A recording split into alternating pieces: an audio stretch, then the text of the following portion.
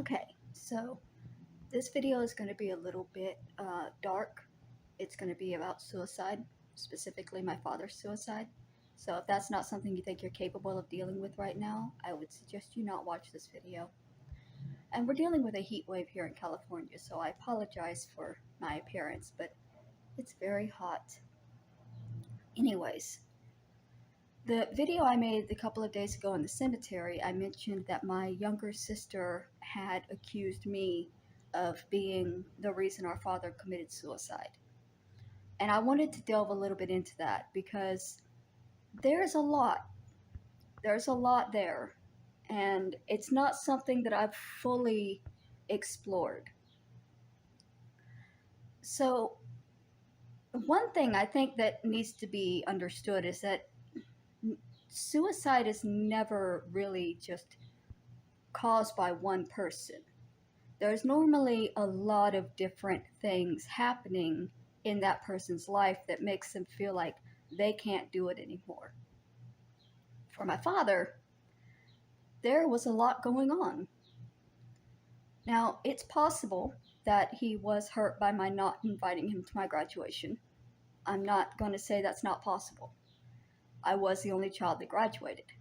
But on the other side, I would say my brother would have had a graduation had they not chose to pull him out of school because the school was asking questions.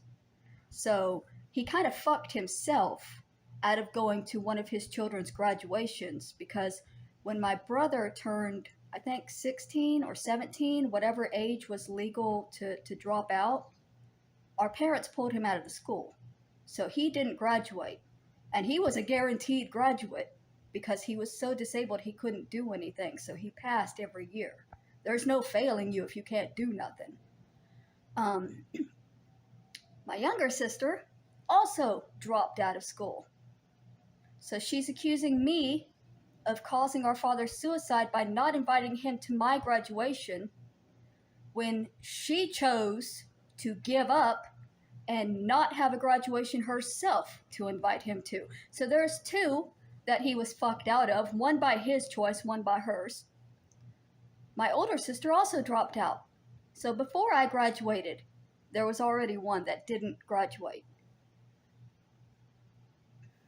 So if he was that upset that he didn't get the ticket to my graduation because I was the only one that graduated, why don't you look a little bit towards the rest of the family to see why there were no other graduations he could have gone to keep him from being that disappointed?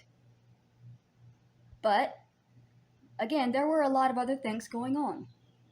Just after I left the house, for some reason, everything fell to shit.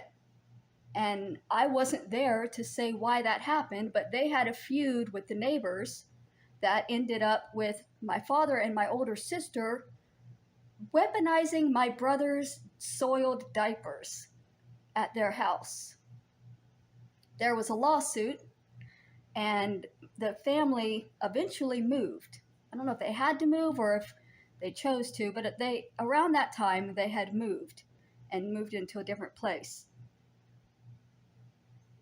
Older sister and younger sister had both dropped out and were living with them at this time. So our father had reason to be disappointed. Yeah, he had two adult children, one with children of their own and their boyfriends living with him.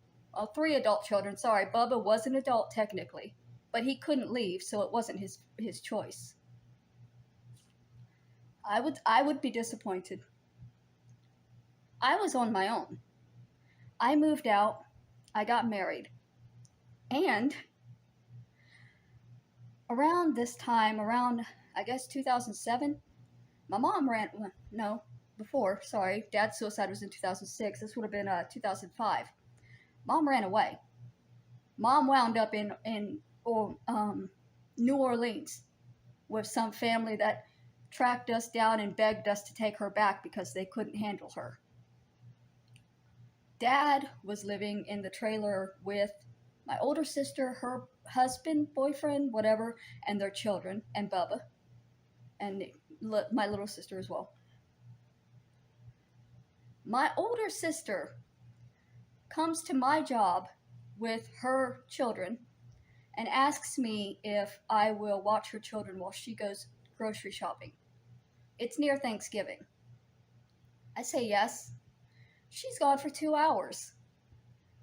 She comes back, takes the children. I go home because I was at work. I was taking a break from work to do this, to watch them. I get back home and find that my door has been pried open and my fridge is empty. And my older sister had gone grocery shopping in my kitchen. And I drove over to their house and I confronted them about this. It didn't go well, but my father was aware that his oldest child was stealing food from his middle child. That's pretty fucking disappointing, if you ask me. I don't have children. Maybe a normal father would take that perfectly in stride. Also, around the time of the suicide, specifically about a month before, my father had gone to my grandmother and asked her for $10,000 and got denied the $10,000. So they were massively in debt, drug addicted, and living in this house with their grown children who had no intention of leaving. It would have been a nightmare. The story that I was told was that mom and dad were fighting, never told what they were fighting about. Could have been drugs, could have been money, could have been me. Who the fuck knows? They were fighting. Mom runs into the bathroom to hide, locks the door. Dad gets a gun, screams at her that if she does not leave the bathroom and take her punishment and allow her to beat her the way he always did, he's always beat her. She refused to open the door, and somehow he fired the gun and he shot himself with his children watching and screaming at him to fucking calm down.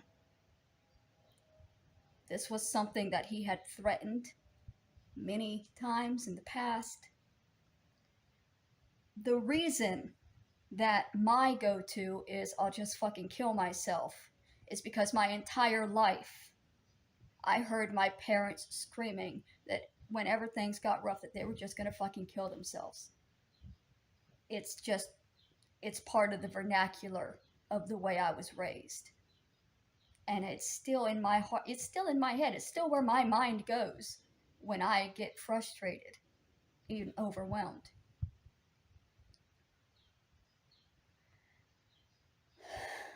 He had started a trucking business, and it wasn't going well.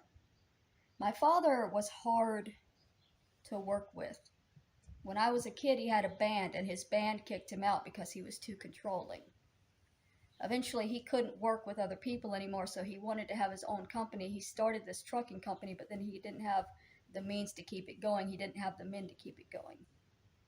And I think the reason he was going to my grandmother, personally, I think that my grandparents were financially supporting my parents while I was in school. And when I graduated, that financial support cut off, and they started running into trouble. And part of the reason I say that is because I can remember specifically when my grandfather passed away, I was supposed to take a school trip to Washington, and it cost like $1,000. And my grandparents sent the money, but the trip was canceled, and my parents decided to keep the money and take themselves on a second honeymoon. That was the kind of stuff they would do. So my assumption is that my parents were financially supported by my grandmother because she thought that they were taking care of me, because that $1,000 wasn't supposed to go towards their honeymoon. It was supposed to go towards my education. And if they were constantly telling her that they needed things for my education, she would have helped. But once my education was passed, they had no loophole for instant money. And they had to fend for themselves, and they couldn't. So I don't know exactly what happened in the 3 years after I moved out and he killed himself, but I find it very hard to believe that it happened specifically because I didn't invite him to my graduation. There's a whole lot else that was going on at the time. And my younger sister wants to put the blame on me because she doesn't want to look at herself. She doesn't want to ask herself why she didn't stick it out and give him a graduation to go to, or why she was living in the house with him at the time instead of moving on and being her own person like I was trying to be, so that she wouldn't disappoint him. In the end, it's not because of me, and it's not because of my sister, and it's not because of my brother, it's not because of anything other than drugs and the violent nature that my parents had. There's a lot of blame that goes on, but a lot of it is because they don't want to look at the extenuating circumstances. They want to find the one person that is evil and say that's the evil. And life is never that black and white.